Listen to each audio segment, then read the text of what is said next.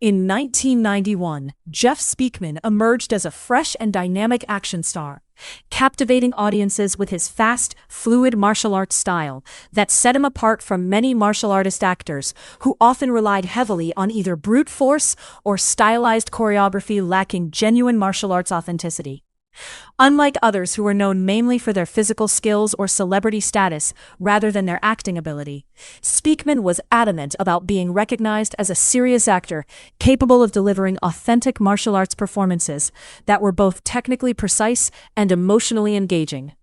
His unique style combined the blistering speed and intricate technique reminiscent of Bruce Lee with the stoic intensity and calm demeanor characteristic of Steven Seagal, which made him a compelling and memorable screen presence.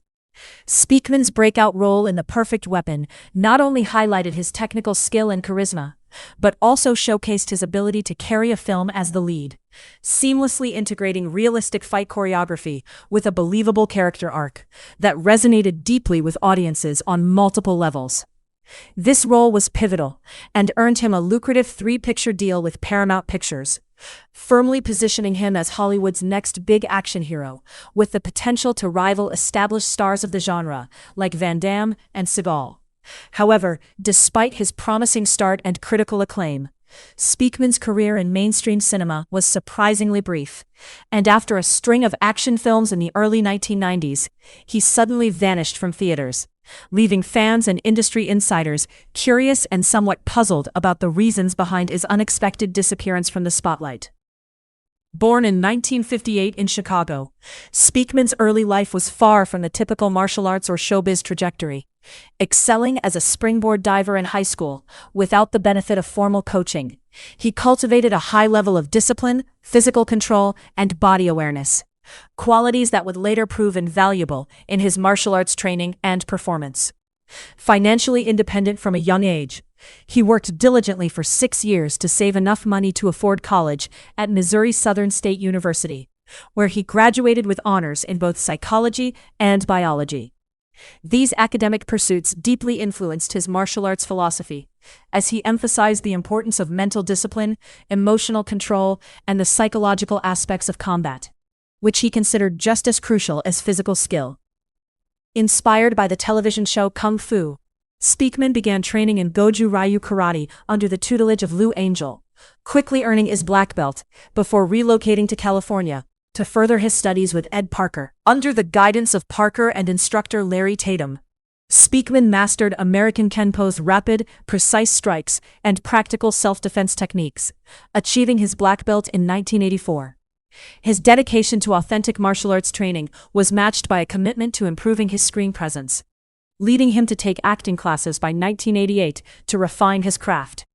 He auditioned for the film Kickboxer, although the role ultimately went to Jean-Claude Van Damme. Nevertheless, director Marc Desaulles recognized Speakman's talent and potential, promising future collaboration that eventually paved the way for Speakman's breakthrough in Hollywood, where his blend of genuine martial arts prowess and acting skill briefly made him a standout figure in the action genre and left a lasting impression on fans of martial arts cinema worldwide, inspiring many aspiring martial artists and actors alike.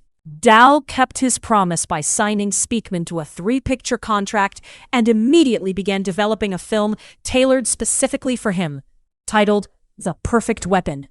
This movie aimed to highlight the art of American Kenpo in a way never before seen in cinema.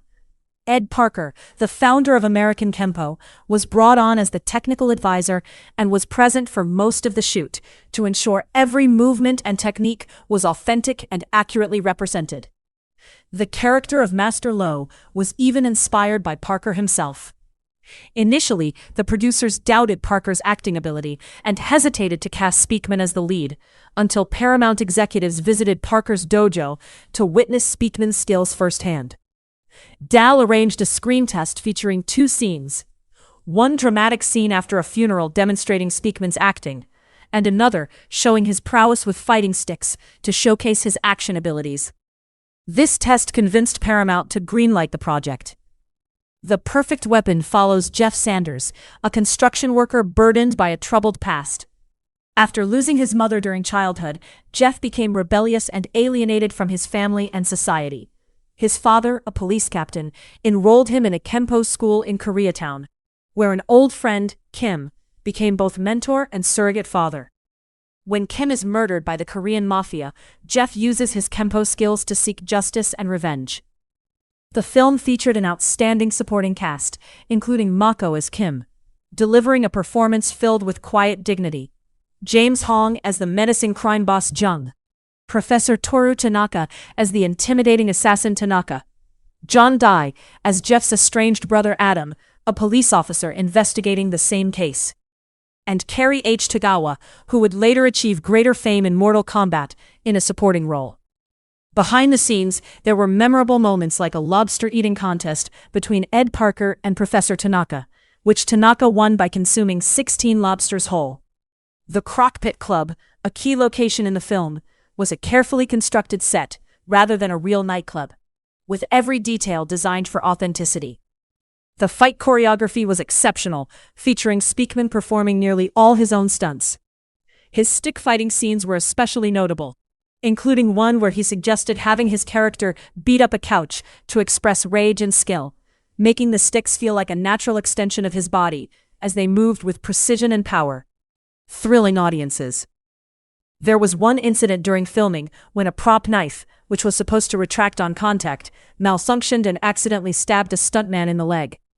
Despite occasional risks, the entire cast and crew were dedicated to capturing the most realistic Kenpo combat ever filmed. The only stunt Speakman did not perform himself was a pole vault over a fence, a nod to his track and field background. For that, a stunt double stepped in. Initially, the film included a romantic subplot between Speakman's character and Jennifer, played by Marissa Hargitay. But those scenes were cut from the theatrical release, leaving Hargitay with minimal lines and brief appearances that confused some viewers. Some television broadcasts later restored these scenes. The Perfect Weapon premiered on March 15, 1991, debuting at number 6 at the box office, with a 3-day gross of $3.9 million. Critics were mixed. The New York Times noted Speakman emerged remarkably unscathed, despite frequently taking down multiple adversaries in seconds, while Roger Ebert found the fight scenes repetitive. Nevertheless, the film found its audience and went on to gross $14 million domestically, a solid return against its modest budget. Action fans eagerly embraced the film, especially its opening sequence, where Speakman displayed martial arts skills timed to Snap's beat, creating electrifying energy that immediately captured the audience's attention and set a high standard for the rest of the movie. Speakman had undeniable screen presence, and unlike many action stars of that era, who often relied solely on physicality, he could genuinely act with a natural, understated quality that resonated with viewers on an emotional level, adding depth to his character beyond the fight scenes. The film premiered shortly after Ed Parker's death in December 1990, marking a poignant moment in martial arts cinema, as Parker had been a key figure in promoting Kenpo and mentoring Speakman. Black Belt magazine's March 1991 issue featured Parker's article on Speakman alongside his obituary, revealing Parker's unique teaching method of giving Speakman half answers to encourage independent discovery and growth as both a martial artist and actor. Hollywood aimed to launch Speakman's stardom with a promising 3-picture deal at Paramount, signaling confidence in his potential to become a major action star. However, a miscommunication during Paramount's corporate transition led to his highly anticipated follow-up project being sold to 20th Century Fox, which refused to return it, a setback that dramatically altered the trajectory of Speakman's career. That project was Speed, 1994. A blockbuster that eventually made Keanu Reeves a star. Interestingly, Paramount had tailored the script with Speakman in mind, envisioning action sequences that would showcase his Kenpo skills and elevate the martial arts genre within mainstream cinema. Years later, Speakman reflected on this missed opportunity, saying, "They made that movie which was supposed to be my second movie. We lost it, and consequently, there went my career." This loss was devastating, as timing in Hollywood is crucial, with windows of opportunity often small and fleeting. The 2-year gap between The Perfect Weapon, 1991, and his next film, Street Night, 1993, was a lifetime in the fast-paced action genre, during which stars like Jean-Claude Van Damme and Steven Seagal thrived, causing Speakman's momentum to fade significantly. Street Night, produced by Cannon Films on a smaller budget with weaker marketing, went straight to video in the UK, receiving mixed reviews that failed to generate the buzz needed to revive Speakman's rising star. Despite Speakman's impressive Kenpo choreography and commitment to authentic martial arts action, the film was lost amid a flood of similar releases that year, overshadowed by bigger budget productions. Paramount moved on. Other studios didn't reach out, and Speakman's career gradually shifted to straight-to-video projects, a common route for many action stars whose early momentum waned. He later admitted frustration with this period, as interviews often focused on what might have been, rather than celebrating his actual achievements. Nevertheless, he continued working steadily, though not at the level or in the types of projects he had initially hoped for. The Expert, 1995, premiered on HBO, but was direct-to-video for home audiences, featuring Speakman as John Lomax, a former Navy SEAL protector, with fight choreography by Rick Avery, a skilled martial artist and frequent collaborator who helped maintain the quality of the action sequences. Speakman also starred in Deadly Outbreak, 1996, again with Avery, playing a sergeant fighting biological terrorists, blending suspense with martial arts in a modestly budgeted thriller. Eventually, he transitioned to television movies, marking a major career shift as he adapted to changing industry dynamics and sought new ways to sustain his presence in the entertainment world. In 1997, Jeff Speakman starred as Matt Spencer in Universal's Escape from Atlantis, followed by roles in HBO's Plato's Run the same year, and Sci-Fi Channel's 1998 thriller Scorpio 1, where he portrayed astronaut Jared Stone aboard a space station. These projects, while professionally produced and backed by decent budgets typical of cable television, were not theatrical releases and did not catapult him to stardom. The late 1990s marked a peculiar era for action films as the genre began to fragment. On one hand, big-budget blockbusters featuring stars like Tom Cruise and Will Smith dominated multiplexes. On the other, a vast parallel universe of direct-to-video action movies flooded video store shelves in the hundreds. Among these, some were disappointments, but others surprisingly showcased quality, though all existed outside the theatrical audience's view. This trend extended into the late 90s and early 2000s, with Speakman appearing in various films such as Land of the Free, 1998 as Frank Jennings, Memorial Day, 1999 as Edward Downey, and Running Red, 1999 as former Russian soldier Greg Grigori. In 2000, he demonstrated versatility by starring in Hot Boys, an urban action thriller, alongside Master P and Snoop Dogg, proving his ability to adapt across different subgenres. He even guest starred in a 1999 episode of the TV series FIP. Speakman continued to work steadily with roles in Night Terror, 2002, as Professor Eric Lang, The Gunman, 2004, as Detective Scott Sherwin, and Striking Range, 2006, as Kilmer in a corporate espionage story. These films shared a common trait. They were either direct-to-video releases or premiered on cable, typically produced on modest to shoestring budgets, with production values ranging from exotic locales to settings resembling makeshift warehouses. Regardless of the scale or quality, Speakman remained dedicated to integrating Kenpo martial arts into each fight scene, never delivering a lackluster performance.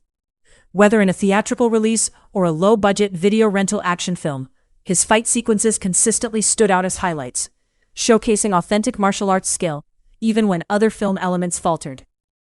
Action film historian Mike Lear and genre enthusiasts continued to celebrate Speakman's contributions, and among dedicated action fans, those who frequented video stores and revered B-movie stars, he retained a loyal following. Films like The Perfect Weapon were treated like treasured classics. However, to the mainstream public, Speakman had faded into a where-are-they-now figure. The kind of actor who appeared in late-night cable movies that prompted viewers to say, "Hey, I remember him." The industry itself had undergone profound changes.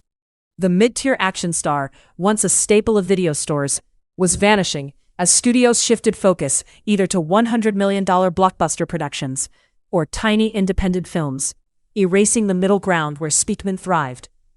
With DVD sales declining and streaming services emerging on the horizon, the economic landscape of direct-to-video films was transforming, leaving Speakman in an awkward middle, too big for indie films, yet no longer fitting multiplex demands.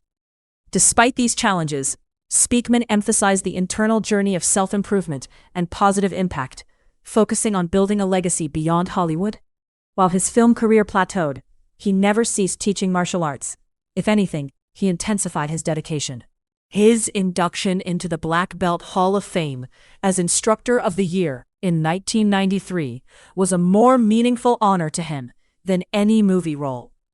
Following the death of his mentor Ed Parker, Speakman spent years reflecting on Parker's teaching approach, noting that Parker never offered complete answers, but instead encouraged him to discover insights on his own, fostering a deep personal and professional growth.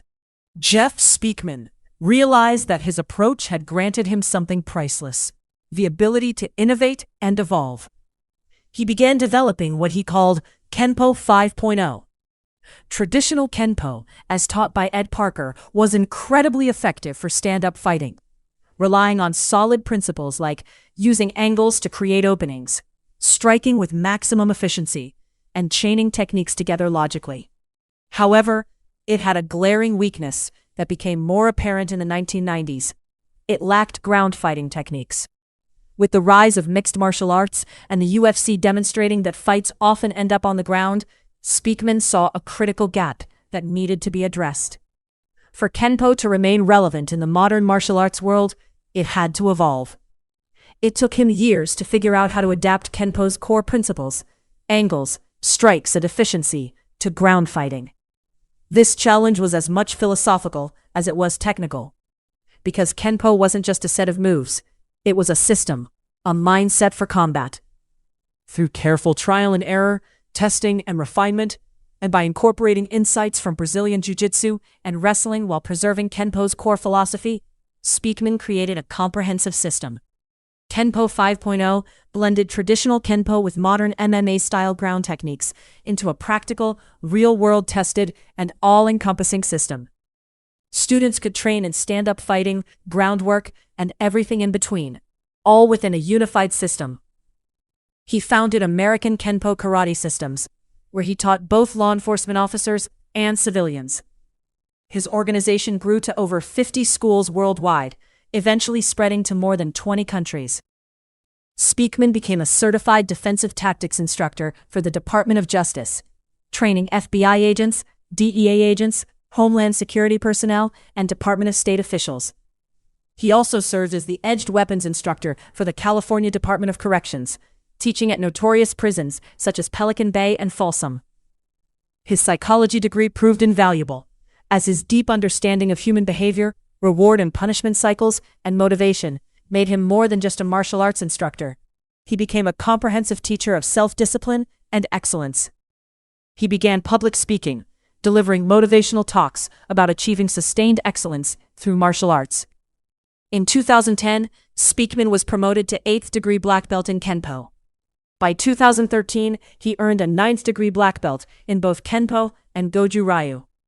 On July 9, 2022, he reached the pinnacle of his art by being promoted to the 10th degree black belt in Kenpo, the highest rank possible.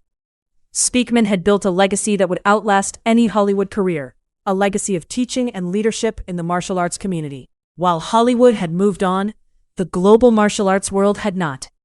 To them, Jeff Speakman was exactly what he had always strived to be: a master of his craft and a teacher who transformed lives. After all, everyone knows that if you don't know how to fight on the ground and you get into a street fight with one of those guys, you're done for. Then came the fight of his life. In 2013, Speakman faced his toughest opponent yet, when he was diagnosed with throat cancer.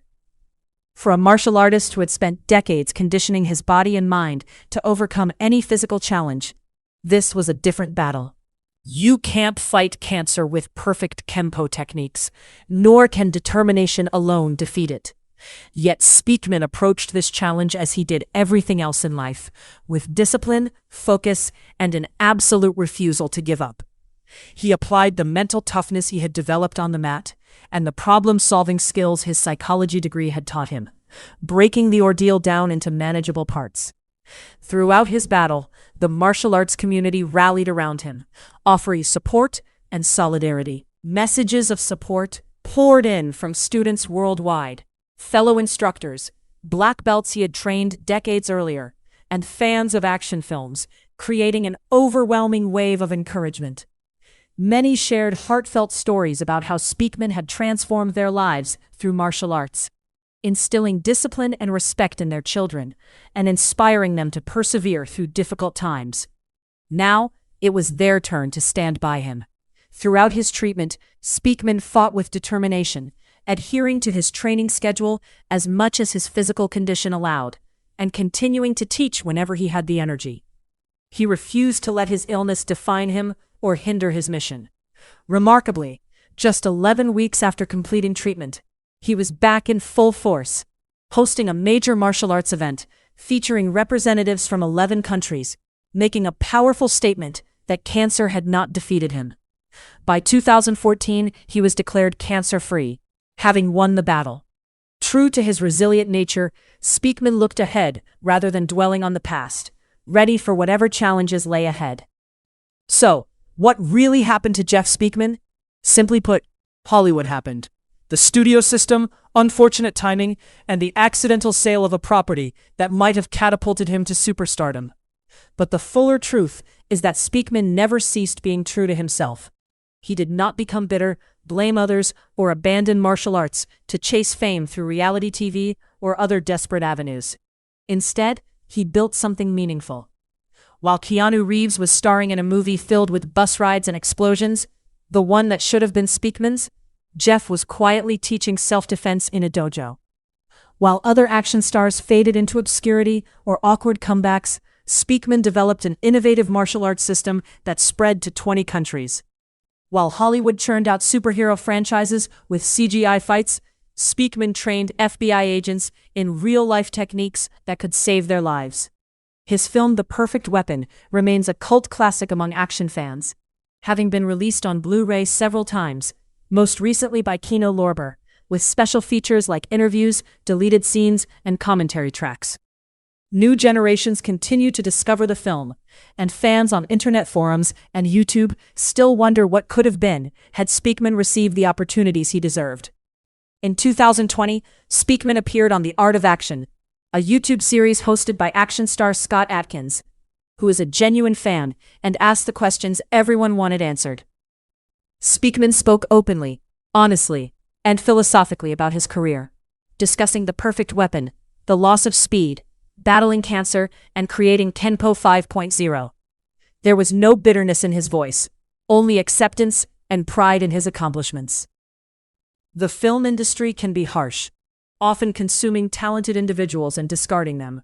For every success story, there are countless tales of what might have been. Jeff Speakman could have become one of those cautionary tales, a footnote about a man who had one great movie and then vanished. But he is not. Speakman understood something many in Hollywood never do. Success is not merely about fame, money, or seeing your face on a poster. It's about impact, mastery, and creating something enduring. Today, at 66 years old, Jeff Speakman continues to teach. His Kenpo 5.0 system is practiced worldwide. Law enforcement officers still use his techniques. And thousands of people have had their lives transformed through martial arts because of him. Somewhere, right now, someone is watching The Perfect Weapon for the first time, wondering who this incredibly skilled martial artist is and why they haven't seen him in more films. The truth about Jeff Speakman's career isn't a sad story. He may not have landed the Hollywood stardom he deserved, or become the next Jean-Claude Van Damme or Steven Seagal, but he achieved something arguably more meaningful, becoming a martial arts master who used his talents not only to entertain, but also to teach, improve, and serve others. Ultimately, Jeff Speakman lived by the lessons of his mentor, Ed Parker, who never handed him complete answers, but pushed him to discover his own path. When Hollywood didn't pan out as expected, Speakman found a new direction. He adapted, evolved, and persevered. That's the real story, beyond missed opportunities and studio mishaps, which were only part of the experience. The true narrative is about a man who earned multiple black belts in various disciplines, overcame cancer, built a global martial arts organization, and never sacrificed his integrity or his art. Hollywood didn't destroy Jeff Speakman. It simply couldn't contain his spirit. If you enjoyed learning about Jeff Speakman's remarkable journey, please like this video and subscribe to our channel for more stories about the action stars who shaped our memories. Leave a comment and tell us, have you seen The Perfect Weapon? What's your favorite Jeff Speakman movie? Until next time, keep the memories alive.